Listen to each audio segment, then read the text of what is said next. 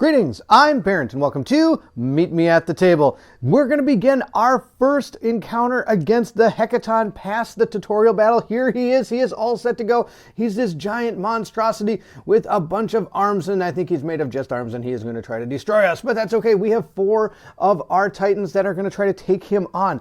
We have Penelope, Olympia, Tibacus, and Roz. They're all set up on the board and ready to go. I'm going to do a quick intro to tell you exactly everything that's going up, or I should say setup. A quick setup to show you everything that's going on, but then we're going to dive right into this battle and try to take him on. If you think our characters can take on this Heckaton and move forward in Aeon Trespass Odyssey, then I need you to meet me at the table.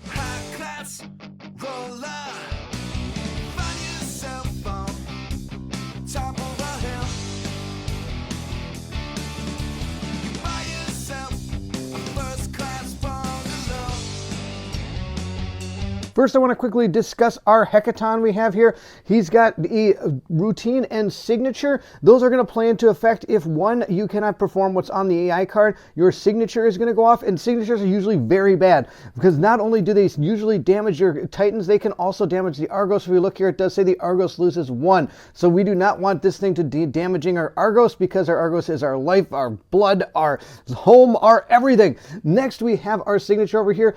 Some of the AI cards or other things in the game will tell us to use his signature. It is right there. Now we're going to be fighting a level 1. We already took on a level 0, and when I did my journey phase, I forgot to cross off that we did our 0, but I'll be doing that when we move back to the journey phase. We're going to be going into number 1 here, which means that we're going to have to hit him on a 7+. He has 6 speed to move around. He's got 10 health.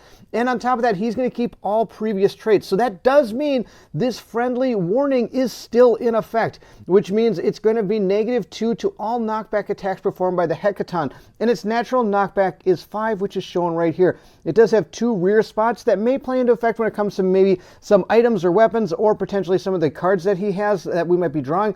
But he does have a forward facing as well. Now that's the Heckaton. Let's move into our characters. Here are our 4 characters with the Titans. I'm not going to go over too many of these. I didn't switch anything up from our journey phase, so if you saw what we were doing in the journey phase, that's exactly what we have. Penelope has a lot of armor and a shield and a whole bunch of stuff going on with her. She also has that Tama card that we were able to gain from our Inward Odyssey. All of us have these Memnos cards. We'll see if we can remember to keep these going. I guarantee you I'm going to forget something as we go playing through this. During my movement, I can gain an extra movement if I want to, and I have to exhaust this. Now, one thing I don't think I discussed is in order to unexhaust cards, so say I exhaust this card, to unexhaust it, I have to spend either my movement action or I can spend my attack action to unexhaust all of my cards and make them ready again. Do remember that Roz has 2 danger already going forward. Nobody has any rage, so I can give the priority target token to whoever I want to. And some of the targets of the some of the people of the cards that are drawn might target the priority target token, but not all of them. And this is really only used for a tie unless the AI card tells us to target that person. I'm going to give it to Penelope because she's got a ton of armor up there. On top of that, I do want to mention this card right here. This allows me to re-roll my defense rolls against her, which is going to be pretty good. And also she takes damage. This red die up here is not used for being when I'm attacking. It's used for defense. And I want to get these symbols, and for every one of those symbols I gain from the die that I'm going to roll here, I'm going to be able to lower the amount of damage coming into me from the Heckaton. So having armor is a good thing. Olympia has these siren teeth along with Roz are the same weapon. He's the only one that's different. He's got a boat mace, but his character that he's going to be fighting with, the Titan, he's the one with the boat mace, so it does give me a little bit of chance remembering who's got what. The ones that don't have their weapons matching up to them are going to be using the siren teeth, but the ones that do, for example, this person has the sword and shield, so she does have that matched up. I did that on purpose because that way there's even less I can forget. I hope. We'll see. I'll probably still screw it up, but we're going to keep on going here. Also, I do want to mention that if I do anything wrong during this playthrough, please check the pinned comments of this video so that you can see some of the errors I've made that people might have found, so that you can learn going forward how to play this game. And if you have any questions, you might be able to find your answer in those pinned comments. There's a lot going on in this game. This is a huge game with a lot of rules. I'm hoping to have a lot of fun with it, and that's all that matters. So please sit back and enjoy the ride. That's our characters. That's our Heckaton. Let's go ahead and start. But before we do, there's one more thing. There's always one more thing. We have a new terrain piece out here. This is a city. We have it right here. It's an obscuring and inhabited. It's reinforced and destructible. When the primordial moves onto this tile or a titan involuntarily moves onto this tile, onto it, flip this terrain tile and the terrain card. So I can move onto it voluntarily and kind of maneuver my way through the city without causing any damage. But if I just get knocked into this thing or something, it's going to potentially cause some damage to this. This is going to give me cover. If you notice this symbol right here, that means I get +1 when making my evasion rolls to any attack done by the primordial. And if I'm allied to this particular faction that I'm fighting, or that I'm with while I'm fighting this, I would be able to get +1 of my damage when it comes to actually with my power dice. Sadly, that is not going to be the case. I'm not allied with anybody right now. And if I was at war, though, look at that. It becomes an obstacle. I can't even voluntarily walk onto that, which is pretty amazing. Of course, we still have our columns. They're out there. If I'm able to trap, if I'm able to push a primordial onto the tile, I can remove the tile and roll a d10 and something potentially may happen. So those are the two types of terrain we have out there. I just want to make sure I discussed what that is in case people see it on the board and go, what is that? Right now, the primordial is facing forward, but that is not the way he's going to be facing. We are going to grab the top minor trauma card and flip it over and see, oh, he is facing forward. Well, then there you go. He's going to be facing forward. All right, that's fantastic. We're going to put that one aside, and we're going to move into the first round of the Heckaton. Now, I'm going to go through each part of the battle phase individually, but then as we get going, some of them we might skip because they're not going to play any effect into how the game progresses forward. The first thing we want to do is we want to check the start of turn. At this point, some things might be triggering off of AI cards that were drawn, or things from the past, or even the Heckaton itself might have some abilities that happen at the start of the round. Well, that's not going to happen. There isn't anything that's going to be doing that. The next thing we're going to do is we're going to draw and resolve the top AI card, and we have it right here. Let's see what he is going to do. He is going to do a left hook. Now, what we're seeing on this card is that I'm going to have to roll 2 dice for evasion. I need a 10 plus in order to evasion it. So I need a 10. This is a level 1 card, which is, or cycle 1. I think it's a cycle 1 card.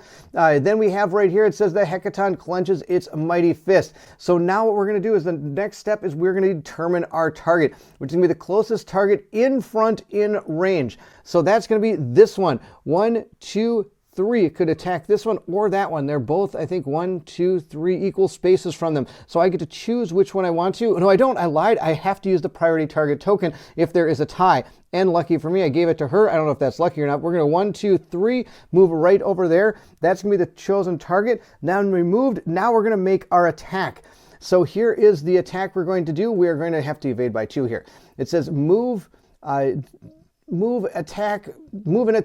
If I had 3 plus on my fate, I would have to roll 1 more die. Now each hit is going to deal 1 danger, and after the attack I'm going to suffer knockback 5. Now notice these little symbols here. That is where I could potentially use one of any powers that I have. Right here, these reflexes. I have this reflex I could use if I wanted to, or I could move 1 space. Now, he's already selected his target. He's already moved. So I believe if I wanted to, I could take the 2 fate and I could also exhaust this card and I could move 1 space, let's say, away from it. And I don't think it'd be able to make that attack because I believe the attack is right in front. It's a melee attack, so it wouldn't be able to, it's not a ranged attack, so it would probably fail its attack, I believe. But we're just going to go like how it is right there. I'm just going to take the attack because I'd rather not gain that fate. I have faith in my characters. We're going to roll up 2 dice and try to get a 10 plus. Before making the attack, there is something I want to talk about, and it's this symbol here. I was playing it very similar to how I used to play some of the another game that's very similar to this. This I can do before this happens, but notice this is all one thing. I believe that how this would work is I could potentially move 1 space, but then it would do its full move and attack. So if I wanted to, I could back up, and then it would still go after me because it still has its 6 speed. It would still be able to get to me, so then it would continue on and attack me and all that fun stuff. So there's no reason to be getting out of the way of this thing. It's not going to help me. Except for one thing. If I decide to move over here and it caused knockback, I would at least not hit this column right here. But I think we'll be okay. Well, I'm not going to be okay. I need a 10 plus. Now when we roll, we're going to always roll one white die with everything you're doing. So I've got my 2 dice that we're going to try to evade this attack with. I need a 10 in order to do this, and nope, I got a 7 and 2. So at that point, I am now going to use my boat shield here, my shipwright shield or shipwrecker shield. I'm going to be able to re-roll 2 dice. Remember, you always have to choose all the dice you want to re-roll before you do it. You can't just re-roll individual dice one at a time. And you can only ever re-roll a die 1 time, so this is the only chance I'm going to get to re-roll these dice. Let's see how it goes. Oh, look at that double crit! Oh, you've got to be kidding me! That is amazing! Okay, so oh my gosh, she is the best character ever. She totally evaded this thing, and not only that, she critically evaded this. So at this point now, I'm going to check to see if I have anything that helps with a critical evade. I've got one right here on my ship shield. Check this out. If I critically evade, I get to place 2 opening tokens into the Kratos pool. Oh my gosh, this is absolutely bonkers good. Good news, bad news for that attack. The good news, I get to put 2 opening tokens into the Kratos pool. So we'll take 2 of these tokens and place them by the active Kratos pool. Bad news, I still, even though I critically evaded, this after attack still goes off, so I'm going to hit with knockback 5. I'm still dealing with friendly warning, so it's -2, but so that means it's going to be 3, which is going to knock me into this. So I'm going to go 1, 2, and I'm going to stop when I hit that. This is destructible, so it is going to be removed. And when I hit that, I am going to take 1 danger. So we'll tick up our dial here to a 1. Now, even though I'm taking danger, I will not be drawing trauma cards because this is not from the attack of the primordial. This is an after attack. And I'm going to grab this card. It says here, knockdown. We're on this side of it. You are knocked down. Place your miniature on its side. As a reminder, you cannot move, voluntarily attack, or use actions or abilities unless stated otherwise. If this card is discarded by another effect, stand up, see the other side of this card. At the end of your next turn, flip this card. So this person is now knocked down. And I will place this up next to Penelope's board so I do not forget. At this point, we'll place the card in the discard pile. We'll resolve any other actions. We don't have any. And then we'll move to the end of the primordial round, which will resolve any end of round effects, including unexhausting any Argo abilities, which we do not have. Moving into the Titan round, we'll do the same thing. We'll see if there's anything that has a start of turn. There aren't any. So at this point, one at a time, in any order, we can choose to activate our Titans. And each Titan is allowed to do a movement action and a combat action. There are going to be some actions eventually we'll be gaining, like some complex actions. We don't have those, which use both the move and the attack action. So right now, all we can do is move and attack. We'll have to figure out who can do what. All of our characters can move a total of 5 speed. That is all they have on their cards. So that means 1, 2, 3, 4, 5. These characters can't even get to this primordial at this time. And you do have to count everything in cardinal directions. You cannot go diagonal. 1, 2, 3. You could not do that. And when you're checking to see if you're adjacent to something, you're also going to be using cardinal directions. This spot would not be adjacent to that figure there. So 1, 2, 3, 4, 5. Both of our characters cannot get there. So the only one we have is right here. Why not? Let's attack this thing. Maybe moving up a little bit, 1, 2, 3 over to here might not be a bad idea. Maybe we could, maybe we move down here and we could maybe knock it back that way or something. I don't know what to do. We'll just go 1, 2, 3 right to here and attack it from right there using our, what is it? We have the siren teeth here. And this is going to be used by both hands. Actually, it's 2 weapons. We do get to roll 3 dice. We don't get to add anything to the roll, and we get to roll 1 red power die for each time we attack or we hit. So we are going to hopefully be able to roll 3 of these to maybe damage this thing. Remember, I do have 2 opening tokens in my Kratos pool, so I get to add +1 to the dice if I want to. Before we make our attack, we do have to raise our rage by 1. Whenever you make an attack, you are going to raise your rage dial, unless something tells you not to. Then you have to check to see if there's a difference in the priority target token. There is. She is now the priority target token because she has the most rage of any of the Titans on the table. We have our siren teeth right here, and we have our 2 opening tokens we have that we may need to use potentially, hopefully not. I'm going to roll 3 dice. We need to get a 7 or better according to our primordial card there. Let's see how this goes. Oh, look at that, another crit. I got 2 more crits. Oh, that's amazing. All right, so I missed once, but we got 2 crits. These opening tokens are not going to help me at all. I'm just going to set those aside, but we've got 2 crits. So at this point, now that we have hit, I shouldn't say hit. Now that we've rolled, I could choose to re-roll this if I want to by gaining some fate, but with those two, I think I'm doing okay. Do I really want to gain a fate to re-roll this to get a 7+? Oh, it'd really help in a chance of actually damaging this thing. I think we're going to try it because we already got the one crit roll in there. If we could get that thing with a crit, that'd be amazing. I'm going to raise my fate by 1, allowing me to re-roll this die. Let's see how this goes. I need a 7+. I got the 7+, so all 3 of these dice actually hit. That's amazing. Now, before we draw our body part card, we're going to move into the first ability window, which is where we're going to activate abilities from the Kratos table, or we could also get anything from the Memnos cards or active weapons and other non-gear cards equipped to the attacking Titan. Now, of course, we have this right here, the Siren Teeth. I get an opening 1 and reposition 2, so I could use that reposition 2 to move my character to if I want to.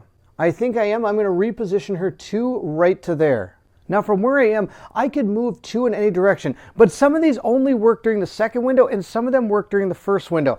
This particular weapon here for opening and reposition, both of these tags and abilities are going to be used during the second window. So be mindful as you're looking at what your weapons and armor and shields and everything can do, that you're not using them during the wrong step of the turn. Now as we fight, we might be able to reposition after we hit this thing. Maybe we knock it back, we might be able to move forward. Or if we think it's going to hit us more and knock us backwards this way, we might want to move around to the side. So we have to remember we do have this reposition too, and of course I'm going to be able to put another opening token into that Kratos pool when we get to that point. Now at this point we are going to draw our first body part card and take a look at what we have.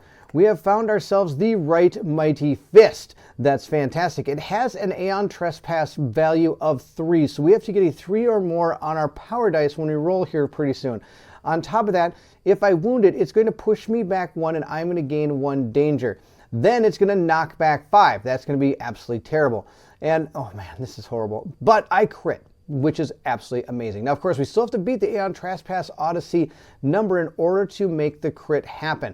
And if we do, it says, the fingers break and puncture the skin, turning the fist into a bloody mash. Heckaton gains 1 negative precision token. That's going to be awesome. And if we do make the crit happen, this will not happen. Anything else on the card will not happen based on, you'll only be reading what is part of the crit. So let's see if we can get this guy. I need 3 on my power dice. I did hit 3 times, so I get 1 for each hit according to my card here. I get 1 die for each hit. So we're going to roll 3 dice. You cannot use fate to re-roll these dice. That is the deal. So we need to get some good, yes, we got some great ones. Look at this, 1, 2, 3, 4. We're looking for this symbol here, these little scar marks. Those are damages. These right here, at this point in our playing time here, would be able to resolve any break tokens we have in the Kratos pool. We don't have any right now. This dot, and all it ever tells me about this dot is something special may be coming. So that doesn't have anything to do with what we're doing now. But we need 1, 2, 3, 4. That is enough to do the damage we needed for this Aeon Trespass, to break the Aeon Trespass and cause the crit to go off. So this is now going to gain 1 negative precision token. Now remember, after we have rolled against him, if we had not critted him, we would have dealt with the primordial response. But since we crit, that does not happen. At this point now, we're going to go through the escalation phase, which is really super cool. First thing we're going to do, we're going to drop this down to the wound stack. We only do 9 more. I'm also going to give this to our primordial. He now has -1 to his precision, which is going to help us when it comes to trying to avoid his attacks. Then we're going to grab a level 2 AI card and a level 2 body part card. You're going to be gaining 1 higher than the body part card you hit. So we hit this level 1 body card, so we're going to take your level 2 body card, shuffle it into our deck of body part cards. I'm going to turn it sideways so I don't know what is what, and we're going to give it a truffle shuffle, put it back down on top. Then you're going to remove from the battle an AI card of the body part level that was wounded from the AI deck. So we're just going to take that one and get rid of it. At that point then, we're going to shuffle 1 random higher AI card into the deck. So we're going to shuffle these up, give them a good old truffle shuffle, turn it sideways so we don't know what we're getting here, and we're going to put them right back down. Good, we still got 1s on top. I'm a huge fan of 1s on top. After completing our escalation, I'm going to remove any tokens we have in the Kratos pool, even if they're unused, unless of course something tells us to keep them there, but nothing is. Then at this point, we're going to move into our second ability window. Now this is where all of this is going to fire off from the card and anything we have on our character when it comes to our Kratos card. We're going to be able to reposition 2. I am going to reposition 2 to right there. That way if this character does knock me back, it'll be closer to our characters being able to come and attack. Then I get to put 1 opening token into the Kratos pool automatically from my weapon. Looking at our character, if we look at the rage table here for our Kratos card, we have 1 rage, so we can choose one of these 2 tokens to put into the token pool. I'm going to put a break token into the pool, which is going to make it easier for us to actually break the location and do damage. And of course, we still have that opening token as well that helps us hit.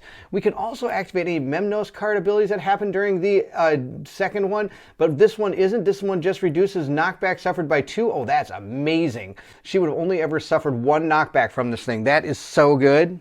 One thing I did forget when I made my roll, which you probably saw a subtitle is, I grabbed 3 dice and rolled them for my power because I hit with 3 dice. So I was able to roll 3 dice. Yeah, I forgot that the Titans alone automatically get 1, so I should have been rolling 4 dice for that attack, not 3. Of course, everything still turned out okay, but I just want you to be aware that you not only get your attack dice or your power dice from your weapon, but also from anything else that you have. And we do have 1 for each of our Titans. That concludes that Titan's turn. There's nothing left for that Titan to do. We're going to move into the next Titan, and sadly neither of these Titans can actually get to where I need to go to fight this thing. 1, 2, 3, 4, 5. They could get to here, and 1, 2, 3, 4, 5 here. I think that's what we're going to do. We're going to move them 1, 2, 3, 4 to here, and 1, 2, 3, 4 to there. The reason I'm doing that is there's a chance this Titan is probably going to push this character back and most likely attack this one. Of course, I don't know what's coming next, but this character does like to fight up close, is what I've noticed. So I'm going to guess this thing's really going to turn and attack me, and it's going to be pretty fun, and it's probably going to push me that way where these 2 can probably come down and attack. That's my guess.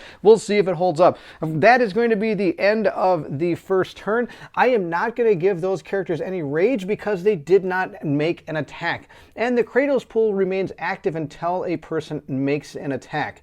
At this point, we're coming to the end of this turn, which means I'm going to activate this character, which will be the end of the next turn. Flip this card. We're going to flip this card down to standing up. If you move voluntarily, attack, or an action or ability, stand up. At the start of your turn, stand up. If this card is discarded by any other effect, stand up.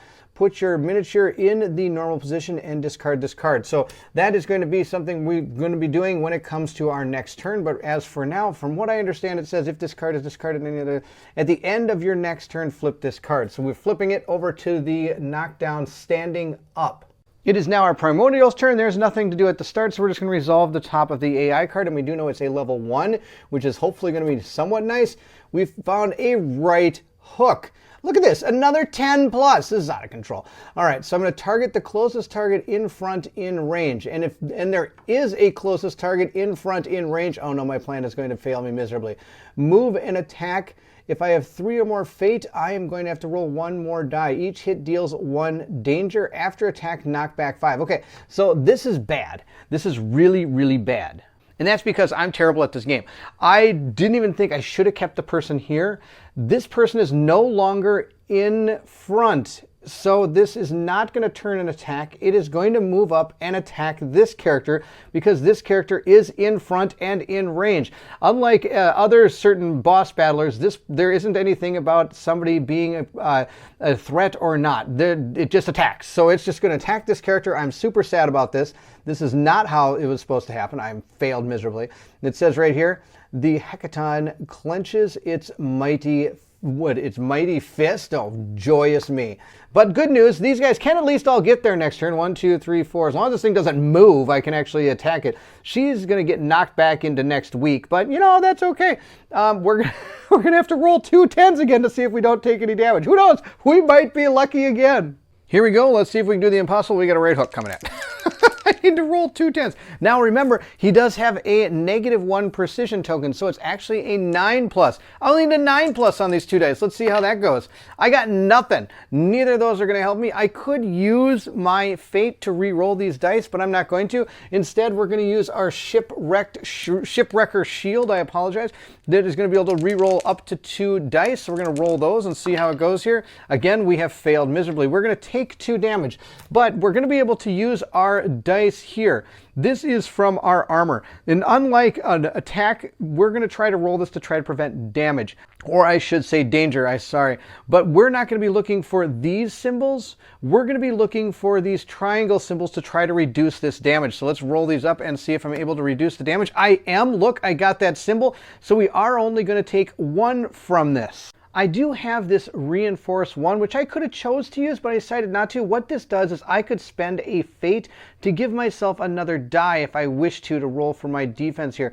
And these reinforces will actually become better as you go forward. The one I have here helps me by giving me an extra red die, but just like as the game, there are other types of dice to be able to roll, white and black dice as well, which are going to be more powerful. So as you gain better armor and weapons, you're going to be rolling better dice. But from where we stand now, I could have chosen to gain 1 fate to roll an extra die, but I chose not to. So we are going to take 1 danger. We're going to go up to 2. And since this is a primordial attack, I am going to have to draw my first trauma card.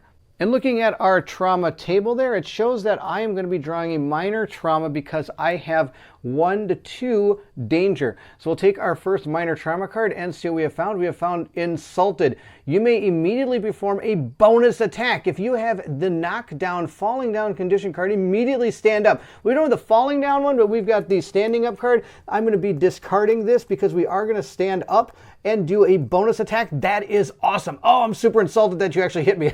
I don't know why. 10. I needed a 9 to stop him anyway. But we did super good, and we're going to hit him with our weapon now. We've got the Kratos Copies, which is going to allow us to roll 2 dice. I do get +1 to this roll, and for each hit, I get to do 1 of these damage here. So let's go make our attack. From how I understand a bonus attack works is this is just like performing an attack with my Titan. So I'm going to select my weapon, which is going to be this one right here. At that point, I am now going to gain 1 rage on my dial, so we're going to tip that up to 1, not 9 yet. Go to 1 on our rage, and at this point now we're going to roll our attack dice and see how we do. I get to roll 2 dice, and I need a 7+, but I get +1, so that is a 6+ against this certain primordial. Let's see how this goes. I got a 9 and a 5. A 5 is just not going to cut it. I could raise my fate now to give myself the ability to re-roll a die, and we're going to do that. I'm going to raise it by 1, giving us the ability to roll this dice again. Come on. Oh, a 2. That's not going to work. Okay, so we only hit with 1 die, meaning we get to roll 2 red dice for when we attempt to wound this thing. But before we do that, we have our first ability window, but I don't have anything that is going to be using our first ability window. It does say right here, carving during, well, I guess I do. During the first ability window, I may gain 1 danger to place 1 break token in the Kratos pool. I'm not going to do that. We're going to leave it just the way it is. I already have 2 danger, and I don't want to gain any more for this character. So at this point, we're going to draw our body part card, which is a level 1, and see what we have hit. We have hit 1 of 100 fists. So at this point, we're going to try to beat an Aeon Trespass value of 2. And if that does, I am going to gain knockback if I fail. So I don't want to fail. I did not critical this, which is sad, but that's okay. We'll see if we're able to hit this. I need to get 2 on these dice here. And I just realized that with my 5, I only needed a 7, but I've got a 5 here. I forgot about the tokens I have in my Kratos pool that I am able to use during these attacks. But I got a 9 and a 5, and I needed a 7. So sadly, that wasn't going to be able to hit. So using this token wouldn't have helped me. But I do have a break token in the pool. Let's see how that goes. Let's roll these up. I did get 1, 2, 3, and I can spend this for a 4, but I don't really need to. But I'm going to lose the tokens anyway at the end. You're going to clear your Kratos pool of all your hits, so that's okay. I've gotten what I need for the Primordial's damage to be able to break through the Aeon Trespass number and do 1 damage. The Primordial will now respond, but it's only going to respond on a fail, so that's not going to take effect. Again, we are going to escalate our Titan. We're going to give it a level 2 body part card, and we're going to put our body part card right into the wound stack. We have now done 2 damage to this. I'm going to take my body part card, give it a good old truffle shuffle into the deck here, and put it back down. Also, we will take 1 card from the IA deck and remove it and replace it with a level 2 and give this a good old truffle shuffle as well. All right, we'll see what we got going on with us. Oh, good, we still have 1s on top. That's fantastic. So we've escalated the monster. At this point, we are going to clear our Kratos pool. And remember, I could have used taken one danger to add one of the Kratos pool during the first ability window. I decided not to do that, but I do have 1 rage that allows me to put at least one of these 2 tokens back into the Kratos pool, and I'm going to put a break token into that Kratos pool. I'm a huge fan of using break tokens. I love being able to do the damage to things. That is my plan, at least. We'll see how it all transpires as we move forward. That's the end of our attack by that Titan. That's that bonus attack I got. Now, since that, from what I understand, it is a chain break as well, which means that since I interrupted this thing's attack, it is not going to do the after attack effect because I broke what it was doing by dealing that by jumping up and attacking it, from how I understand. If I'm wrong about that, please let me know in the comments below, but that is how I understand this working. Next, we'll put our AI card into the discard pile and we'll move on to our Titan round. Wow, I'm doing really well. I don't know why I'm going to say that because now you know everything's going to go downhill. All of our characters are up. All of our characters want to hit this thing. All of our characters want to do damage. Let's see how this goes. Now, I did gain 1 rage, and that means that I would have tied for the priority target token, which means I could have taken it if I want to, but I'm going to leave it on her for now. I think we're going to be okay with that. Let's attack with a couple people that haven't had a chance to do that yet. Let's start with Telebacus. He is going to move in. He is right here. He's going to move. Now, let's see here. If I move him up and push him back into this, I think that would be bad. I don't think I want to push him into another character. That would be horrible. So I'm going to actually attack with this one first and move 1, 2 to the side and attack from there. Let's see how this goes. I'm going to use Penelope, so she's going to gain 1 rage after I have now declared my attack. And we're going to use that same weapon I used before. So now she is up to 2 rage, so she will now claim the priority target token. Since she has the most, she can't choose not to take it anymore. Let's attack with our, what do we have here? We have the Kratos Kopis. We're going to hit him with this again. This is pretty good. Now I might do the carving. We'll see how it all transpires. I have my 2 dice. Let's roll them up. I need a 7 or better. I got 1 7, which is pretty good. I again could choose to gain a fate to re-roll that die. Why not? We're going Fate City here. I am now at 2 on everything on my dial for her. She's going to re-roll this, and she needs a 6+. Let's see. Oh, she got a 9. That's awesome. She hit with both of those attacks. This brings us to that first ability window where if I want to, I could do the carving. I could take a danger to add a break token. I'm not going to because I did pretty good here. I have I have 2 coming in plus a 3rd for my character. I think that will be enough dice to actually do enough damage to break through our body part. At least let's hope so. So since we're choosing not to use our first ability window, we're going to grab our body part card and see what we found. We found the left fist. This is an Aeon Trespass value of 3. If I wound it though, it is going to push back and I'm going to gain a danger and then knock back 5. Oh my gosh, that's going to be absolutely terrible. I should always think of positioning my guys better than I do. So maybe we don't want us to wound, but we'll see how it goes here. I'm going to roll our 3 dice. I get 2 for the weapon and 1 for being a Titan. Let's see how we do. We got 1, 2, 3, 4. That's enough, and I can spend my break token if I wish to, which I probably will because I'm going to lose it anyway, to give me a total of 5. That's a monstrous number. I only needed a 3 to destroy this thing, so we are going to be able to wound this, and that means this is going to trigger. We've rolled our power roll and we decided not to, we used our tokens. So we have wounded him. We're going to put this into the wound stack. And now we're going to resolve what this Titan is going to do. This Titan is going to push back 1, which means it will turn and push me back 1, and it will follow into me. Then it is going to knock back 5, but we are going to reduce that by 2 because he is part of that trait that he has. And I don't have anything else that's going to prevent me from taking 3 knockback. 1, 2, 3. Into this thing again. I'm so bad at positioning, it's out of control. And I'm going to take another damage because of that. So we're going to take our dial, we're going to take 1 danger because of the card's reaction. right down here, I am going to take 1 danger. Then I'm taking another danger because I hit the stupid thing. So we're at 4 with her, which is not good. We're going to remove this tile. She's going to again take crash, which means she's going to fall down, and she's going to regain her knockdown card, which is awesome. Now, all of those damage that I took is not part of the actual attack, so I'm not drawing any trauma cards because of it, but I am going to take the falling one, so we have that in our possession here. She's not going to be doing anything for a while.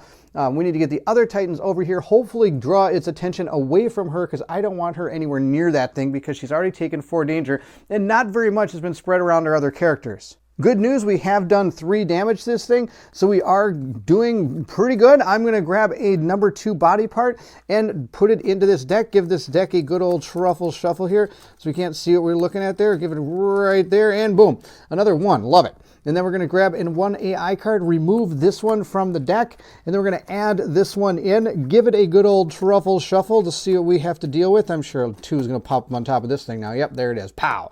And that's what we're going to have to deal with next turn. Now that we escalated, I'm going to put a token into the Kratos pool, and I'm going to choose another break token. Though I seem to be doing pretty good on the break token. I think we're going to go with a hit token this time. Why not? We're going to go with one of these. We'll put that into the active Kratos pool. I do have a reroll here, but something I was doing wrong during the tutorial one is that this reroll is for this character that turn. It is not for the next character in line. Only the tokens are what are going to be used for the next character. All right, that character is super done, probably for a while. Let's move on to someone else. It's time to bring the boat mace in. Let's see how this does. He's going to move 1, 2, 3, 4, 5. That's his movement. He's going to swing this giant boat mace at them. This is the weapon I'm going to choose for my combat action. I'm going to raise my rage dial to 1. He only has a 1. He has done nothing so far. He's supposed to be my big attacker. He's done nothing. Let's go see if I can hit with this boat mace. This boat mace allows me to only roll 1 die. So here's my 1 die. I do get +2 to this roll, and I have that opening token. So let's see how this goes here. I got a 3, 4, 5, 6. That's not enough. It's not enough. I'm going to raise his fate by 1 because I want to re-roll this, and I want to hit this guy. I got a 7. That's enough. 7, 8, 9, 10. Now, a 10 doesn't mean that it's a critical. Only when you actually show the critical symbol is it a critical. Also, I want to mention that no matter how many pluses you get, if you get a 1, you miss. And no matter how many negatives you get or how hard something is to hit, if you get a 10, you hit. Oh, that's awesome. So we did hit this thing with a 7. At this point, our first ability window is going to activate, and he has break 1 on this weapon. That particular ability is only used during the second window. It's allowing you to put a break token into the Kratos pool, which is going to be awesome. But here we have our body part card. We'll see what it is. We are going for the Runt, which is this little alarm right up here. Let's see if we can get it. If we fail, we're going to gain pushback 2. I'm going to grab all the dice I'm going to roll. Now, this is going to give us 2, and then the character himself is going to give me 1. This is not going to help us in this particular roll. And remember, I cannot use fate to re-roll these dice. Let's see what we get. I need 2. I need a 2. Let's see if we can get that 2. Wow, we got absolutely nothing. We did not wound this thing. So we failed, so I'm going to have to deal with pushback 2. So we're going to turn the monster, which is kind of good because I don't want it going after our character way over here. I want it up in this area. So that's not the worst thing that could have happened. He's just going to push me back and follow me there. Since I did not actually wound, I'm going to put in the discard pile for the first time. And we have a level 2 and a level 1 here, so that's kind of nice. I am now going to move to the second ability window, so I'm going to clear my Kratos pool, and then I get to add to the Kratos pool if I wish to. We're going to add our break token from our weapon, and then I am on 1 rage, so I can choose a token. I'm going to choose an opening token, so we have a break token and an opening token. Hopefully that's enough to wound and hit these things. I'm going to have Olympia go first inside of Ulyssia, and this character is going to move up 1 just like that and attack that primordial from where it is. And that's going to be with our Siren Teeth. So we'll start by raising our rage dial to a 2, then we'll attack with our teeth, Siren Teeth here. I get to roll 3 dice. 3 dice here. Let's see if we hit. I get +0 to this. I need a 7+. Let's see how we do. I got none. I got none? Really? That's absolutely amazing. Oh, do I want to use any? I think we're just going to let that go. But if a total fail miss happens, I'm going to be skipping the second ability window, which means I'm not going to be doing anything with the Kratos pool, which is going to be bad news. I think we're going to reroll at least one die. I'm going to reroll the crit die. That's the only one we're going to reroll. Hopefully that's enough to hit at least. I just need to hit. Come on. Hit with, oh, a 1. No, that's a total miss. So sadly, we are going to skip straight to step 9, which is clear the Kratos pool and skip the second ability window, which allows us to add ability tokens to the Kratos pool. On top of that, we can't even use anything on her card at all either. Oh, that's so bad. That was the worst possible thing that could have happened. I was really hoping that she would have hit and moved this thing a little bit so she could come down and attack it, but nope. 1, 2, she's moving in. If this thing pushes back at all, it's going to run right on top of her, which is going to be terrible. But we have to do what we have to do to win. So we're going to move with our action, then we're going to use our rage. We're going to go up by 1, and we're going to attack with the same thing. She's also got these siren teeth, so she's going to hit. This is Roz. Roz is going in with Philocrita. Terrible at the names, I apologize. But we're going to attack with that one. One thing I forgot to do is when my rage value did go up, I wanted to pass this token over to Olympia because Olympia has no danger and Penelope's Titan has 4. So I wanted to switch that because they are tied in rage right now, and I forgot to do that. We're going to roll our 3 dice with our Siren Teeth, hopefully getting a 7+, hopefully doing better than the last attack. That was terrible. Nope, we're doing equally as terrible. I got a 6, 4, and 3, which is not a hit. I'm going to grab 1 fate to reroll just that 1 die, hoping to maybe dump something into the Kratos pool if I can hit. Come on, let's hit. Oh no, again, a total miss. Wow, double total whammy. We're going to put this card aside. She is going to, there's no Kratos pool to clear. That's the end of her turn. She doesn't do anything either. Oh my goodness. This could go very poorly for our brave adventurers here, our titans here. It is facing this way, so there's a chance that it's only going to attack that one, but we'll see. This is a level 2 AI card. This could be an absolute disaster. We'll see how this all goes. We are going to move back to the top of the Primordial's turn. He does not have any start of turn effects, so we're just going to resolve the top AI card and see what we have. We have Omni Punch. Look at this thing go. It's going to roll 3 dice at a 9+. It says right here, as if it was a sea urchin, the Primordial extends all its limbs in every direction, punching everything at arm's length. This is absolutely terrible. All adjacent titans. No way. Really? That's what it drew? This is going to be amazing. There are adjacent titans, so all 3 of these titans are going to be hit. Each each hit deals 1 danger. If there is 4+, I have to get 2 danger instead. Nobody has 4+ fate yet. And then they're all going to be knocked back 5. Out of control. This thing is amazing. Now remember, I only need an 8+, so I guess that's half the battle, right? Against this thing. All right, let's go see what happens to our dudes. From how I understand it, since this is targeting all 3 of our characters, this is technically a simultaneous attack, meaning any trauma cards that are going to give you bonus attacks, or if there's something that allows a chain break, it's not going to happen until everybody has resolved the attack from this original card here. So we'll start with our first person, Olympia. Olympia needs an 8+. Let's see how this goes. Oh, she blocked 1. That's fantastic. But she's going to take 2 danger. We'll take her dial up 2. She's now at 2 danger, and she's going to have to draw a minor trauma card because she is at 2 danger and she has taken the damage from the Primordial. She is going to deal with Marked for Glory. You gain the priority target token, and if you do, gain 1 positive precision token. If you already have the priority target token, which she does, you're going to gain 1 positive precision token. Oh, that's fantastic. I love positive precision tokens. They're way better than negative precision tokens, which is what the Primordial has. So I'm going to give that to her, giving herself +1 to all of her attacks now. And she retains the priority target token, which she already had. That's her turn. Let's see what happens to our good friend, the Telebacchus. Sorry, I can't pronounce names very well. He got, well, so far he's getting creamed. Let's see what the last one is here. Nope, he got totally rocked. 6, 2, and 1. So he's going to take 3. There's nothing I can really do about that. We're going to go tick his dial up to 3. That's fantastic. He's also going to draw a minor trauma card and see what he has found. He got Fear. Gain the Fear condition card. Oh, that sounds absolutely terrible. Let's see what that says. Here is our Fear condition card. Not looking forward to this thing. You have -2 precision. And it says you gain the condition card a second time, or sorry, if you do, you gain the Dread condition, flip the card. Face your fear. When you deal a wound, discard this condition card and gain 1 positive precision token. Oh, that's really good. At the end of the battle, if you still have this condition card, draw a Fated Memnos card. Oh, that's terrible. Now, the good news is he can actually mitigate this if he wants to. He has that Memnos card here that allows him to discard a condition token, or I can discard this card to discard a condition card. Now, when you discard cards, that doesn't mean that these are gone forever. You just flip the card so that you know that you've used it for the battle, and you gain the card back at the end of the battle. It's not that you're discarding it forever. So we're going to gain this condition, which is super bad, and we're going to continue on to the last person that's going to be attacked. I believe that's Roz. Let's see how Roz does. Come on, Roz, let's block something.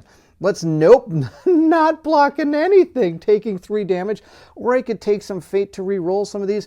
If she takes more than 1 damage, she's going to move into the next set of trauma cards, which are going to be like the more major trauma cards, which I don't know if I really want to do, but I really don't have a choice. Oh yeah, we're going to use it. Now, I have to use 2 fate, and I have to get 8 pluses. Okay, I'm going to use 2 fate, bringing my fate to 3. Oh no, sometimes that's bad with some of these cards. I'm going to save my fate, and I'm going to use it against them. So I'm going to take the 3 damage. I'm going to go up to 5. Wow, I'm at 5 with her. Ugh. All right, but she's also going to take a major trauma card. Now, if you've noticed, I've only been taking 1 card no matter how much damage this thing does to you. That's the way this works. So we're going to draw our first major trauma card and see what we have found. We have found, what's this? Inner Strength. I lose 1 danger. That's fantastic. I'm going to go down to 4. I'll take that right away. Pow. That's fantastic. Pow, pow, power wheels. There we go. Let's see what this says now. You may immediately perform a bonus attack. Oh, I'm totally going to do a bonus attack. I'm going to hit this guy real good. I'm going to take my little daggers here, and I'm going to hit him. Now, we don't have anything in the Kratos pool because we're super good. Haven't hit anything in the last little bit here. I get to roll my 3 dice. Now, of course, this is a straight up again Titan attack. So we're going to go through all the steps. I'm going to choose the weapon I want to use. Then I am going to attack with that weapon by rolling my attack dice. I'm also going to gain 1 rage when I make the attack, bringing it to 2. So let's roll our 3 dice. I need a 7+, and I am using so much fate, it's going to be ridiculous if I miss with this. Oh my gosh, I missed with all that. 5, 3, 2. I'm going to use 3 fate. I'm going to use 2 fate. 1, 2. I want to hit this guy real good. I need a 7+. Come on, hit this guy. I need to hit this guy real good. I got a 7 and a 9. Yes, okay, we hit him. Woo, that's awesome. So we're going to be able to use our 3 dice here to try to hit him. But first we have to see where we're going to be hitting him. Not only that, I get to go into my first ability window if I have anything that I want to use. Now, of course, as you remember, these 2 only happen during the second ability window. But good news, I hit, so I am going to be able to do these ability windows, which is absolutely awesome. And she has an ability on her Memnos card, if I wish to use it, that says when you are about to perform a power roll, I can add 1 to the power pool. I'm only hitting a level 1 body part card, so I should, in theory, be able to hit with those 3. We'll see how this goes. That's what I said last time on a 2. So we're going to draw our body part card and see what we have to deal with. We have the left shielded fist. Look at this. It has 4. Oh my gosh. All right, I'm going to roll 3, and I don't have anything that's going to help me for my active Kratos pool. Oh no, I need to get some really big numbers here to hit this guy. Let's see how it goes. I got a total of 1, 2. That's not enough. So we did not wound him. Oh, too bad. If you'd have wounded, I'd have gained a fate and knockdown. Well, that's not too bad. But I also would have done a wound, which would have been absolutely fantastic. We'll put that into the discard pile. And that attack actually broke him. So the rest of the attack... Oh, there isn't an after attack. I believe the knockback is still going to happen. If I'm wrong about that, please let me know.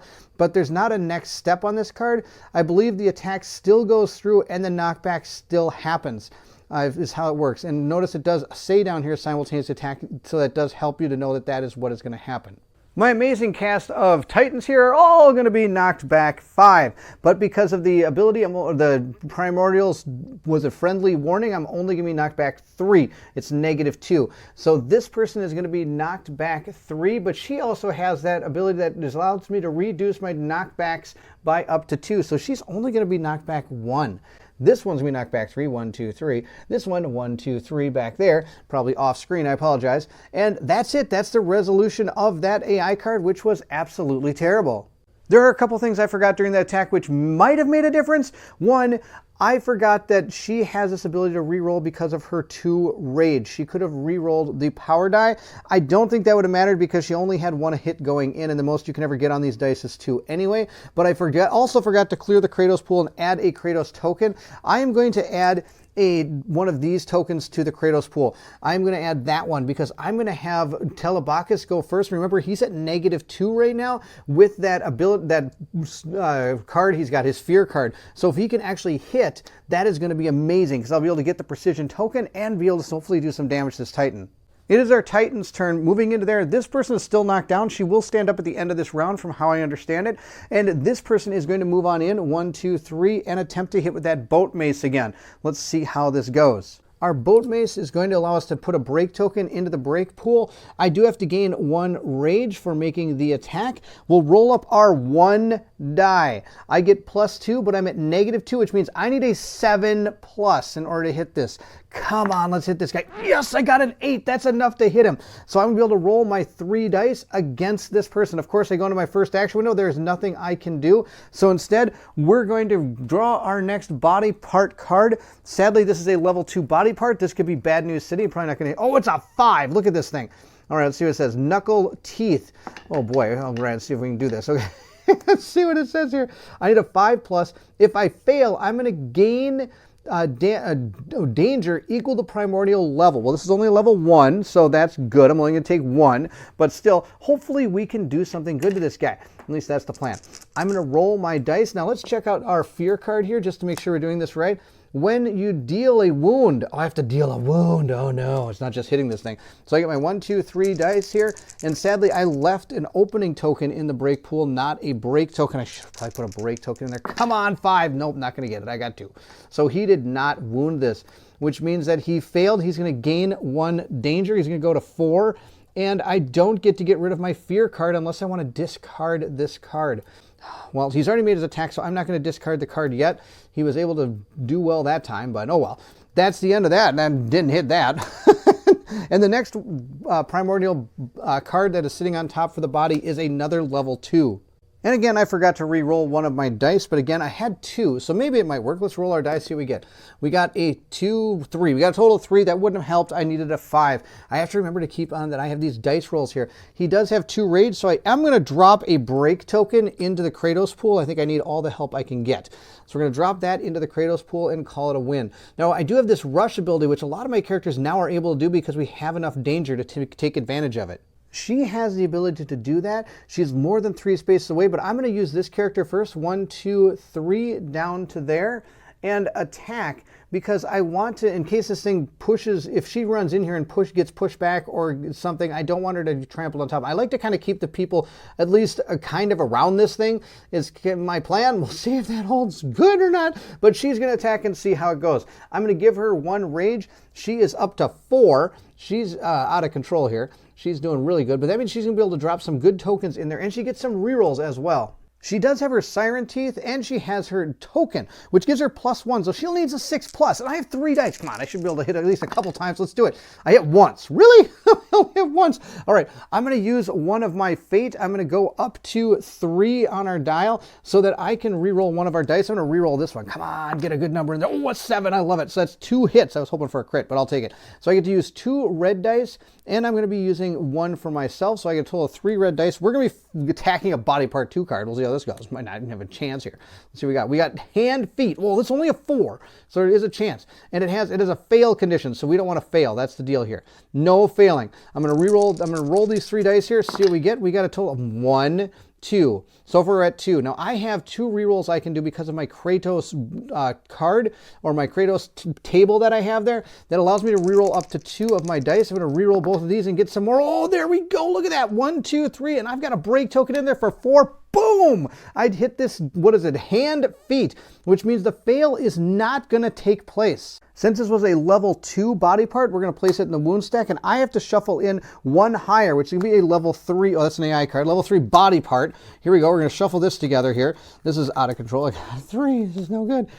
See if what we're hitting now. We're hitting level 1, I like that. Then what we're going to do is we are going to remove AI card of the level that we hit from the body part. So the level 2 is going to be removed, and we're going to replace it with this level 3. If you ever have to remove a card from the discard pile because you don't have them in the AI deck, you then shuffle the AI deck. But we did have one there, so we're going to shuffle these up and hopefully not have it on top. Oh no, that's a dead Titan. It's probably not going to be good. That's the end of that attack. That was awesome. Way to go. Super excited for how that turned out. Now that we're done with that, we are going to move into our clearing of the Kratos pool and our second ability window. She has 4 rage, so I can choose up to 2 tokens to use. Also, I want you to be aware, I could have chosen, instead of to reroll one of the dice, I could have chose to push back the primordial, but I needed to make sure I wounded that thing. So I could gain 1 of each, I could gain 2 of a certain token. It is up to me. Now we do know that our next person to attack gets +0 to attack, so I think I'm going to grab a break token, and I'm going to grab a token that is going to allow her to hit better. Now that that's done, I'm also good to activate my second window here, which gives me an opening token. Oh, now they have that extra opening token. Yeah, that's fine. I got 2 opening tokens. I'll take them. And then I can reposition 2 if I wish to. I think I'm okay exactly where I am, because if he ever decides to knock me back, I'm just going to go back. I'm not going to hit anything, which is super good. Now we're going to activate that super ability. I am going to use my fate. I'm going to grab 1, bringing it up to 4, and I am going to be able to spend both my action and my move, because I have over 2 damage, or 2 danger, I mean, to allow me to move +1 and perform a melee reach attack with an auto break 1, which is going to allow me to put a break token into the Kratos pool during my first ability window, allowing me to use it during my attack, which is going to be awesome. I must move at least 3 squares to reach your target via the shortest path. Now I'm wondering if I should do that, because I am gaining a fate doing that, and there's only a level 1 body part on top, which I could probably hit pretty well. I think we're not going to do that. I lied. I'm going to take my fate back to 3, and we're just going to move up and attack normally. I have my Siren Teeth, which is going to give me 3 dice. I don't get anything to help me with this. We'll see how I do. I got a 9 and a 7. That's awesome. I could spend 1 fate to reroll that die. We're going to do that. We're going to go up to 4 fate, and I also forgot to give myself a rage when I attacked. We're going to put our rage to 3. Then we're going to reroll this die. Come on, something good. Let's go. I got a 2. Oh, no, that's no good. I do get to roll 2 of these and 1 extra one for myself. That's fantastic. Now, we're only hitting a level 1 body part, so this hopefully isn't going to be too bad. Let's see what we have to fight. We have to... 4! Okay, I would like to have the dice equal to the number of this. All right, I need to roll 3 of these. Now, if we fail, something bad's going to happen. And remember, I can't use fate to re-roll these. So let's see how this goes. I got a total of 1. That was awesome. And I can, from my rage though, or my Kratos, I can reroll 1 die. So I'm going to reroll 1 die and see how this is going. I got 3 and 2 on this die. Let's see how it goes. Oh, I did it. I can't believe it. I got 1, 2, and I've got a break token in the Kratos pool, which is going to give us the 4 we need to be able to damage this. So that means its fail effect is not going to go off. Oh, that was so good, Roz. We'll place this into the wound stack. We're at 1, 2, 3, 4, 5, 6. We only need 4 more wounds. All right, now we have to escalate this thing, so that means we're going to have to give it a level 2 body part card, because we hit a level 1 body part, and we'll shuffle this into the body part deck, and these can only be 2s and 3s, I swear. There's probably nothing else in here. Okay, 2 is right there, and then we have a level 2 AI card, but I have to discard a level 1. There is a level 1 in the AI deck, so we'll discard that, and then we'll shuffle this deck up. Now remember, if there was not a level 1 in there, I would have had to grab one from here, and I would have reshuffled this entire deck, which actually would have been better for me than what is about to happen. That's a level 2 on top. That's absolutely bonkers bad, and we'll see how this all transpires. Moving into the, I guess now it's going to be the Primordial's turn. We're out of stuff to do. But before we do that, of course, I have to clear the Kratos pool, and since I did hit, I get to put in more things to the Kratos pool. I am at level 3 on my rage, so I can add a couple. I think I'm going to add 2 of those in, because again, I think I want to have Telebacus attack first, and he can gain these tokens that are going to really help him out when it comes to trying to wound one of these Primordials. Now, of course, Primordial's sitting there with a level 2 on top. Maybe it's not the best idea. Maybe it's better to put 1 and 1 in. I think that's going to be our deal. Oh, and I forgot, my Siren Teeth in the second window gives me an opening token. So that'd be 2 opening tokens. Yeah, we're going to get rid of one of these. We're going to go with a break token. There we go. We're going to go, I took a break token out. We're going to go with 2 break tokens. There we go. 2 break tokens. That'll be awesome. And I think that's going to be all we're going to do. I think, yeah, we're good. I've got 2 break tokens, an opening token in there, and I can reposition 2 if I want. Let's do that. Let's reposition 2 in case this thing decides to actually swing around and hit everybody again. I don't know why I didn't get this person out of the way too. I should probably have used her reposition, and I am. Nothing's going to change by using her reposition. She's going to reposition to there. Now the other person is going to end her turn and flip over her knocked down card. We'll move into the Primordial's turn. There isn't anything he's going to do at the start, so he's just going to draw the next AI card, which is a level 2 now instead of level 3, which is half the battle here. Solar Plexar. Oh my gosh. 2 dice, 8+. It says here, somehow the creature understands your connection to the Titan and attacks the most vulnerable neural plexus. Oh my gosh. It's going to attack the priority target token in range. That's going to be her, I believe. No, it's her. It's going to be the one down here. It's going to attack her.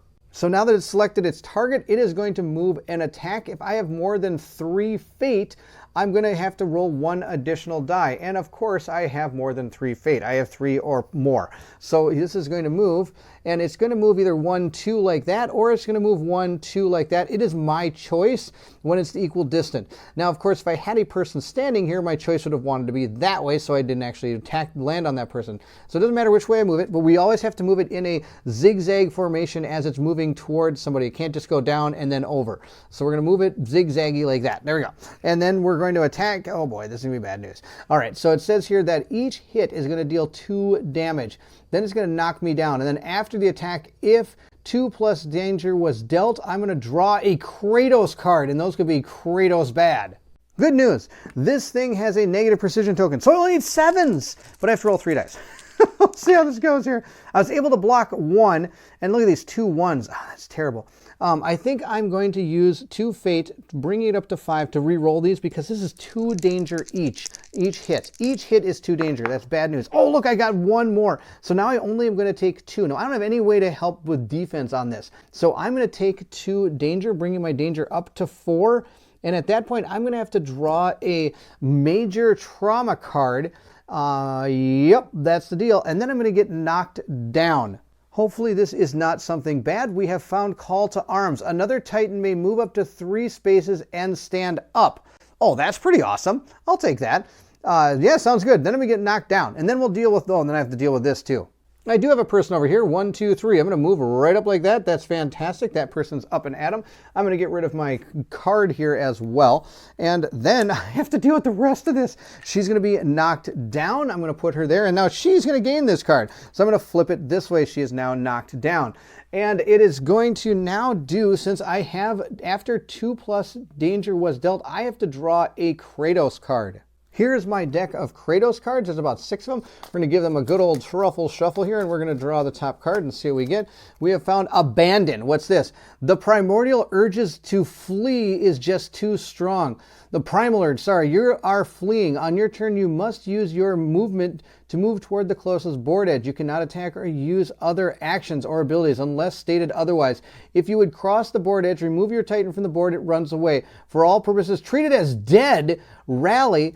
End of your turn, you may test courage, fate plus my fate, success, discard. Oh no, that's bad. Well, good news, she's knocked down, so I at least get a little bit of time to deal with this because I can't move if I'm knocked down.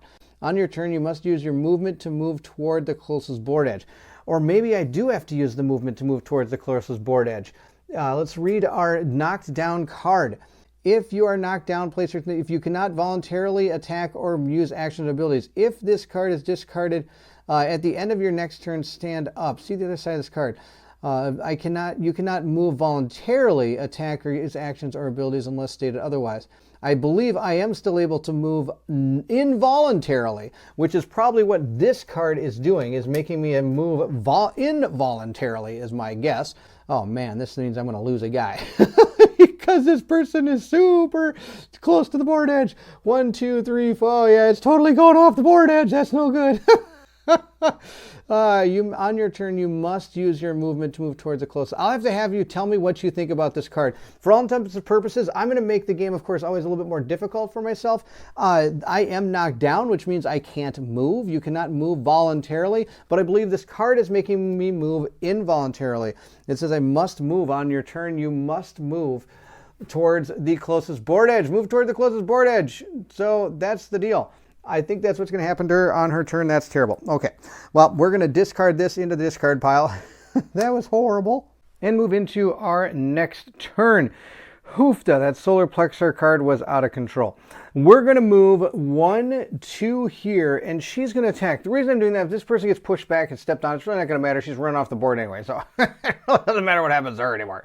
We're going to, maybe it might knock her back so she doesn't, but I highly doubt that's going to happen. Let's see what she can do with her siren teeth. Roz gets to roll 3 dice. I have to raise her rage to 4, and we'll make some attacks. Hopefully we can hit. I get to roll 3 dice. I need a 7+. Let's see how we do. I got 2 7+, and I can choose to gain a fate to re-roll that die. Sure, why not? I'm going to go up to 5. We're kind of going downhill here. Let's get more powerful. Here we go. I'm going to roll this die. Oh, yes, we got 3 hits. That's fantastic. So I get to roll 4 dice, 1 for each of those hits and 1 for myself, bringing my total dice number to 4. But of course, we have to go into our first ability round, and I don't think there's anything I'm going to do during my first ability round. I think we're going to be okay. Now remember, I do have this card. I could discard to grab another die, but sadly, it's before I do a power roll. And so, well, actually, that's actually a good thing, because the power roll is going to come after we see what body part card we are attacking. We are attacking this one. It's got 5, which is shoulder, hands. If I wound it, I'm going to be pushed back 1, gain 2 danger, and then knock back 5. Oh no, that's no good. But you know, hey, I'll hit it. That's not bad. Disable Heckaton's pushback. If I had a critical, that'd be awesome. I can disable its pushback. That'd be awesome. Okay, so we have 4. I have 2 break tokens in there. I don't think we're going to use our Death Follows card. I'm going to use just these 4 dice. I need to get 5 though. Yeah, we're going to use it. Why not? This monster has taken 1, 2, 3, 4, 5, 6. I need to do 4 more damage. No, I think we're going to save it. We're going to save the card for next turn. Hopefully she's still alive. We'll see how it goes here. I got 1, 2, 3, 1, 2, 3, 4, 5. I did it. Okay. I've got 2 break tokens in the Kratos pool, so I did get 5. Not to mention, I could re-roll 2 of these dice if I wish to, and I don't think I'm going to. I'm going to instead use my ability to push back the monster before he pushes me back after I wound it, because I can do that because of my Kratos stuff. She has 4 rage, so she can choose to either re-roll dice or push back the monster. I'm going to choose to push back. So we'll push him back 1 space. I, of course, get to follow. And the best part is he's going to push me back like that. And then I'm going to get knocked back 5. And she's going to actually only take knockback of 3. I know I'm kind of doing this out of order. 1, 2, 3, because I should be doing a few other things in between some of these steps. But we're just going to do all that. That is all fully resolved now. Actually, I did kind of do it all in the right order. You're supposed to resolve what you do first, then resolve what this is. I did all that. Oh, I forgot to take my 2 danger. Roz is going to grab 2 danger. And I know I'm saying the characters' names, not the actual Titans' names, but I just have it's easier for me to do that. And besides, I think I can say their names. I can't say the Titans' names very well. That's now time to escalate. So we wounded a level 2 body part, so we're going to grab a level 3 body part. And we're going to grab a level 3 AI card. We're going to replace the level 2. If we have a level 2 AI card, I have to replace it. We're going to put a level 3 in here and give this a good old truffle shuffle. So we're going to shuffle in 1 plus higher random body part card than the wound that we did. We got a 3 on top. Now I wish I had that ability. And then we're going to remove a level 2. Oh no, look at this. There was a level 2 in there. And we're going to shuffle up these 2 level 3s. Oh no, what am I going to do about this? These things are going to rock us. All right, I got to find a way to get those off the deck. I don't think it's going to happen. Oh wait, maybe it is. If I can damage them, I might have to shuffle this back in. We're now going to clear the Kratos pool, and then I'm going to add 2 tokens. I'm going to grab 2 of these because he still has that -2. Actually, you know what? I think we're going to just discard that card with his ability. I'm going to give 1 of those and 1 of those break tokens. That's what I'm getting from here. And I get to put an opening token in there anyway because of my card here. I get to put 1 opening token, and I can reposition 2.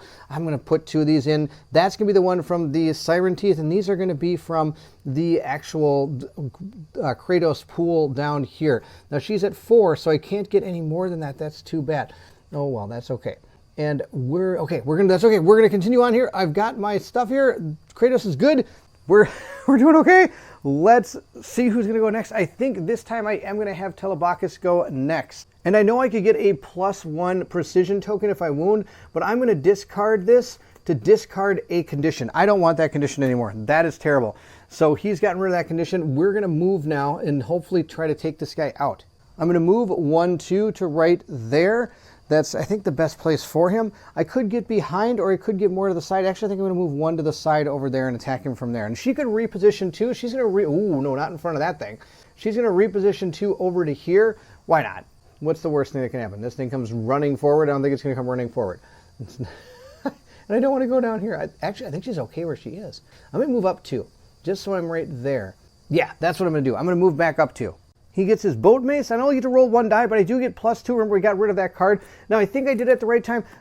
I'm not exactly sure when I'm able to use this ability set. It says discard a condition card instead. I can discard a condition card. I can discard this card. I don't know exactly what window of opportunity I can do it. Should it be the first window, second window, or can I do it at the beginning of his turn? I'll have to let me know in the comments below. We're going to roll our dice, see what we do. I need I guess I have 5+. Let's see how we do. We got a 5+. That's a 7. That's a hit. I get to do 2 damage with this and 1 more. But of course, we are hitting a body part level 3. This guy, don't know if there's a chance. Well, hopefully there is. Let's see what we get. We're going to be fighting, what is this? Corruption Root. All right, I need an 8. So 2, 4, 6. I don't think it's possible. I can only roll 3 dice, and the most I can get is 6 on these. I think there's any way I can do this. I'm going to, oh my gosh, I'm going to gain a lot. Oh, this is going to be bad. Okay, well, let's roll them up, see what we do. Oh, what do you know? We didn't do it. I got 1, 2. I could have gotten 2, 4, 6. Is that one got a little thing on it? No, it doesn't. So there'd have been no way, because I only got 2 break tokens in the Kratos pool. Let's see what happens here. Now, it is an instinct, which means it always happens whether you're hit or wound or don't wound. So I am going to gain 1 fate. It's going to go up to 2. Then I'm going to get pushed back 2. I'm going to gain 3 danger. Oh my gosh. 1, 2, 3 is up to 7. That's out of control. Wow, 7. And he's going to get knocked back 5. Wow, there's a lot of stuff going on here. Look at this. If I would have gotten a critical on that, wow, that would have been amazing. But it did not happen. So that's it. Okay. I'm just going to get pushed back 2 and knocked back 5. Push back 2, 1, 2, 1, 2. And knock back 5, probably off the screen, 1, 2, 3. Then it's totally out of the camera. We'll discard that body part card, and it all comes down to Penelope, who has not done anything for a long time. I do get to grab some Kratos tokens, though.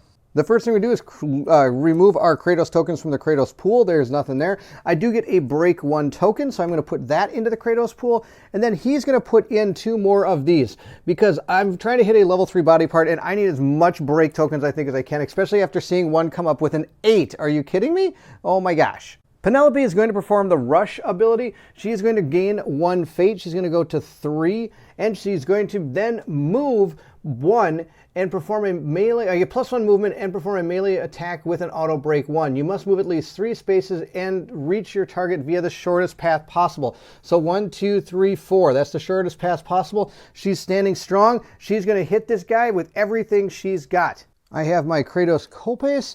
I get to roll 2 dice. I need to get a 7+, but I do get +1, so I need a 6+. Hopefully that'll be good. We got a critical and a miss. Oh no, we got to re-roll this one for sure.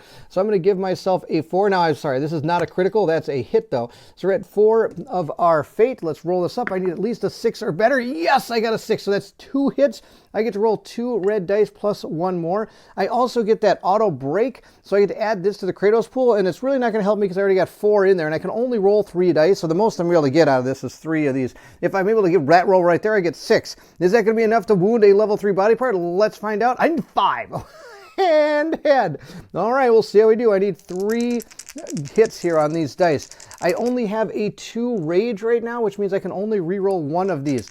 Come on, I need big numbers here. Well, I got 1, 2, 3. This needs to be a double hit. Let's see if we get it. Of course, I threw it out of the dice tray. Let's roll it up, and I got a 1. That's going to be enough. Oh boy, that's going to be enough because I got 2, 3 break tokens here that I can use. So that's 1, 2, 3, 4, 5.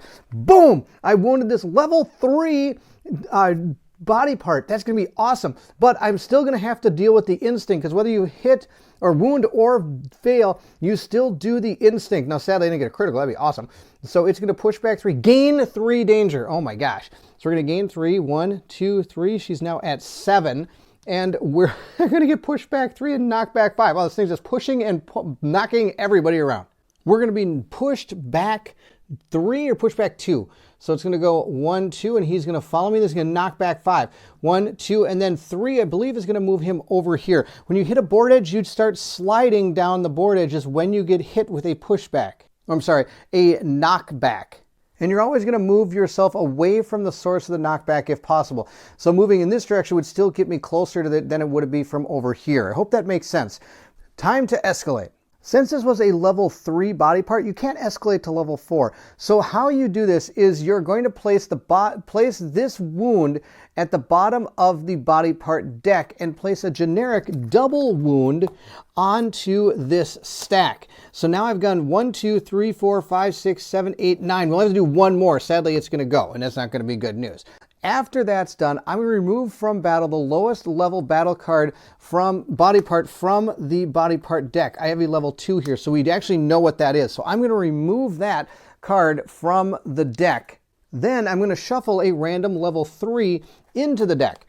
So here we are. Now we have 2 level 3s on top. I don't know. Hopefully hit one of those. That'd be really good. Moving over to the AI deck, I am going to remove the lowest level AI card from the AI deck or discard pile, prioritizing the AI deck.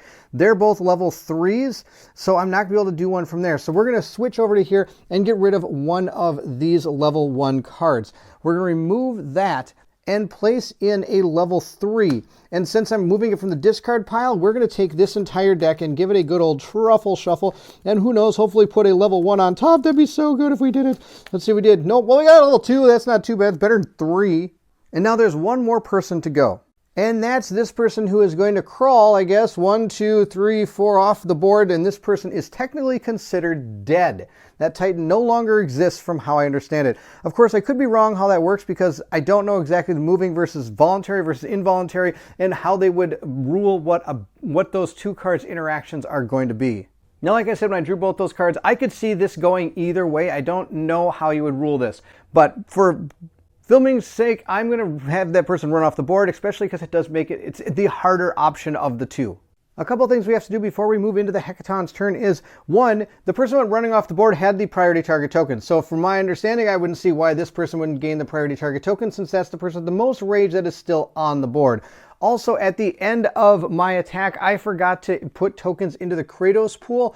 I'm going to put another break token into that Kratos pool because these level 3 body parts are out of control. Hopefully that's enough that's going to be able to puncture through those defenses. Lucky for me, I have a level 2 AI card on top of the deck. Let's see what's going to happen to us.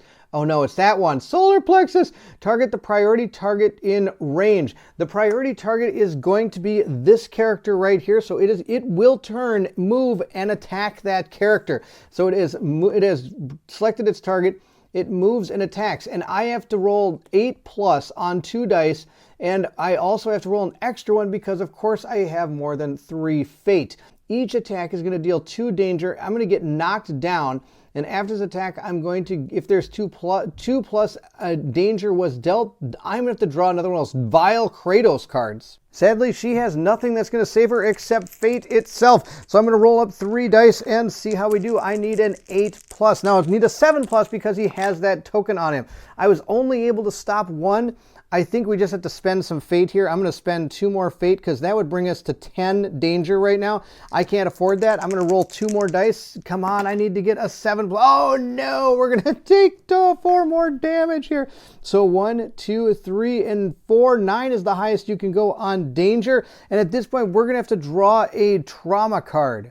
At this point, this is going to bring us to what we call an opal draw. So in the starting part of the opal deck, you're only going to have 2 cards. So there's a 50-50 chance of you dying. Now, if you manage to survive this, any damage that or danger you took over 9, you're going to continue to gain. And you might get higher and higher numbers. And as that happens, you're going to be able to add more and more cards to this deck that could potentially, most likely kill you faster, but might give you some extra bonuses. So to keep track of that, I'm going to add a die to my card to show me how well I'm doing. So remember, I'm at 10 danger right now. So 9 + 1 is 10. I do have to draw one of these cards. Instead of drawing them, I'm going to roll. So there's only 2 cards to draw. This is going to be odd. This is going to be even. So let's roll this up.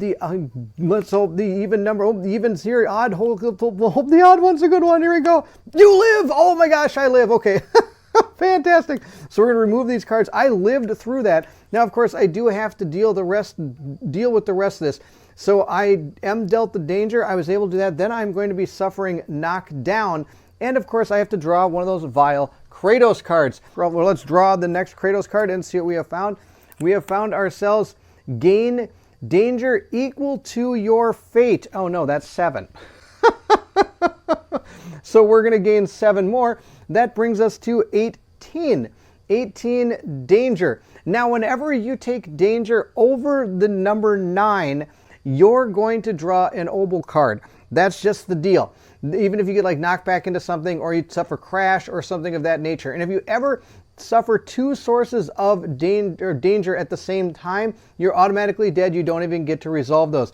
So sadly, now I'm at 18, which means I'm going to be entering into what's called like massive damage and things of that nature. And I'll show you what I mean by the cards we have to insert into the obel deck. There are 3 different thresholds when it comes to our obel deck when we start gaining massive damage. The first one is at 14, 18, and then the last one is at 21. And you're going to add certain cards to those decks. So we're going to add You Died Horribly at 14. Your Gruesome Death becomes Legend. And the final one you would do is Your Death Transcends Reality, which hopefully doesn't happen. We're going to grab both of those cards, mix them in with this cards, and now we've got 4 cards here. We're going to give them a good old truffle shuffle here and see what happens to our character. We've got 4 different cards. Again, I think I'm just going to roll a die and let my dice fate determine what happens. 1, 2, 3, 4, 5, 6, 7, 8, and then we'll re-roll 9 and 10. 1, 2, 3, 4, 5, 6. It is this card right here. What has happened to our glorious person here? She lived again. Oh my goodness, we lived again. Wow, I can't believe it. Okay, we survived the Kratos card, so now I will go knock her down. If she had died, I wouldn't even have gone to the knockdown step. So she's going to gain the knockdown card. That's awesome. And she's still alive, somehow holding on to life. So she is now falling down. She's going to gain that card, and we're going to move into our turn. We survived that primordial attack. We'll place the AI card in the discard pile and move into our Titan's turn. We have 2 level 3 body part cards that we have to deal with. I don't know how we're going to deal with it. We'll see how it goes. All right, I guess are going to start with her. Oh, I have to knock her down. She has to be knocked down. There we go. We're going to start with Penelope. Hopefully she can do something wonderful. She's going to do that rush maneuver. Since she has more than 2 dangers, she's going to go to 5, and she's going to move 1, 2, 3, 4 up to here and attack. And at this point, she's going to gain 1 rage and hopefully try to hit this thing with everything she's got. We have our weapon where I need to get a 6+ because I do get the +1. Let's hit this guy both times. I got him once. So we are going to spend 1 fate. Going to 6 is kind of a do or die situation here. We did take this guy. We got to get this guy out now. Oh, I got a 10. Now, sadly, those aren't reversed. That would have been fantastic. But 2 hits, I'll take it. That means I get 2 red dice and I get 1 for myself. So that is 3. And for carving, I can gain a danger, which I'm going to do. I'm going to go to 8, which gives me the ability to put on my first open window here a damage token or break token into the Kratos pool, and I'm going to do that. We now have 2 of them in there. Let's see what our level 3 body part card is. This is going to be obnoxious. Let's see what we got. We got a 5. Oh, that is very, very doable. We could probably do this. I need to roll 3 dice.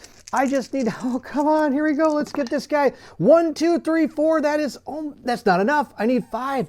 Oh no. Well, I do get to re-roll 1 die with where my rage is. It's at 3 right now, which gives me the ability to re-roll 1 of these dice into a double hit. That's exactly what I need. 1, 2, 3, 4, 5, 6. Whoa, it's going to be raining break tokens into here. Whoa.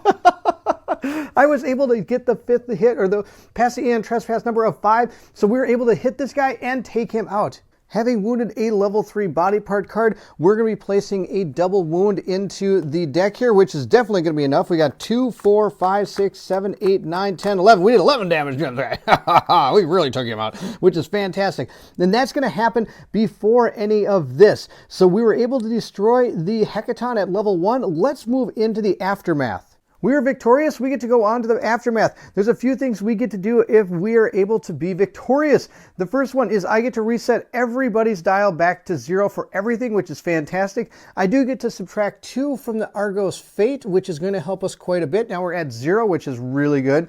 I'm going to gain resources equal to the body part cards in the wound stack, and we'll get to that in just a second. For any of the casualties, I'm going to discard all the condition tokens and the Titan sheet. Note dead Titans on the Argos sheet. Now, I've got good news and bad news about that. The good news is my Titan limit is 10. I have an 8 here. I forgot to gain my extra Titan when we were doing the tutorial. The tutorial, at one point we found 8. Then we also found one as we were tooling around in our boat. So I technically should have had 9 Titans. So losing that Titan brings us actually back to 8. So it's where we normally should be according to this number there. I missed that when we did the original play of the tutorial moving into the actual cycle. So I apologize for that. So I'm not going to adjust that number. We're going to leave it at 8. At this point, we would also shuffle up any any exploration cards that had to do with being shuffled back into the deck based on finishing a combat or a battle of some kind. We don't have any of those that we have to worry about. So the only thing we really have to do is gain resources from our Heckaton that we were able to defeat. So the way that works is for every card in the deck, we're going to gain a resource. For example, all of these, we're going to get 1, 2, 3, 4 of these raw ambrosias. So we're going to write a 4 right there. And then for these level 2 cards, we're going to get a few different types of resources. We're going to gain 2 of these muscle clusters and 1 of these calloused knuckle bones. Now you are going to be able to multiply this by the level of the Heckaton. We only fought a level 1, so technically they're all just going to be 1s. Now the difference is we have these double wound cards. If you ever have any of these generic ones in your body part discard area, or for the wounds or whatever, you're going to be able to gain better loot. If you have single wounds, it is going to be different from double wounds. To determine what particular resource you're going to get based on these cards, you're going to take your discard pile and your draw pile and shuffle them all together. If you had a single wound card, you would then you're going to put these based on level. So we have 2 level 1s and 2 level 3s. If we had a single wound card, we would draw 1 at random. But since these are double wound cards, we're going to remove the level 1 cards and we're going to get resources equal to those level 3 cards. Now, we're not going to gain any cores. You would only gain a core if there was a face-up one of these in the wound stack. There was not. I did not critically wound a level 3 body part, but if you do that, you get cores, and those are really good. So we're going to just grab 2 of these. I'm just going to grab the 2. I think you're supposed to draw 1 and then shuffle them all together and draw another one. Let's just do it that way. I'm going to draw this one right here. We were able to get, we got a couple things. That's fantastic. That's what we call a twofer.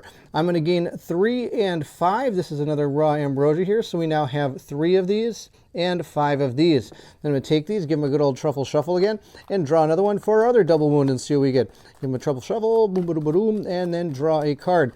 Well, not that one. We'll draw this one. Oh, look at that. That's going to be pretty good. We got a knuckled hand, or callous knuckle bone, and another raw ambrosia, so we're at 2 and 6. So that's the resources we gained from this particular fight. We'll write them right down there. 6, 3, 2, 2, and 1. So we got some resources that we can play with when we get back to our boat. There you have it. That is the end of our first battle in Aeon Trespass Odyssey. We took on a level 1 Heckaton. That was absolutely amazing. Super fun. Love it. We're going to continue moving into the next journey phase in the next video. I hope you enjoyed the playthrough. If you did, don't forget to like, subscribe, and hit that bell symbol so you know when more Aeon Trespass Odyssey comes out. Also, please feel free to leave anything in the comments below. I would love to hear from everyone. Are you having a great time with this game? How far have you gotten? Are you wishing you could have a chance to try it? I don't know about you, but this game is amazing. I've been waiting for this one, and I've also been waiting for a few other games to decide what I'm going to put on my best games of 2022, and this one by far is probably going to make that almost the top of the list. This game is super cool from what I've seen so far. All the different aspects of this game are amazing. If you're interested in supporting the channel, please feel free to check out the link to my Patreon. It's in the description of this video. Those that have already joined the Patreon are located here on the screen. Thank you so much for your patronage. It means so much to help you keep this channel going. Patreon supporters are able to help in many different ways. One, you get to choose what we fight. So coming up to the next battle, I'm going to have my Patrons decide what we're going to be fighting as opposed to just fighting this Heckaton, because I did do these back to back. So if there's anything that I did wrong in the previous video during the journey phase, I wasn't able to correct it before this video. Also going forward, the Patreons are able to help who is in our battles, and also they get to help decide what we're going to be painting up in our live painting streams that I try to do once a week. This was super fun. We were able to take him out. Of course, we had the person run away, which is absolutely awesome. Oh, run away! But the other 3 held out, and we even survived a great opal draw. That was unbelievable. Super, super fun. Thank you again, and if you're excited to see more Aeon Trespass Odyssey or anything else, then I need you to meet me at the table.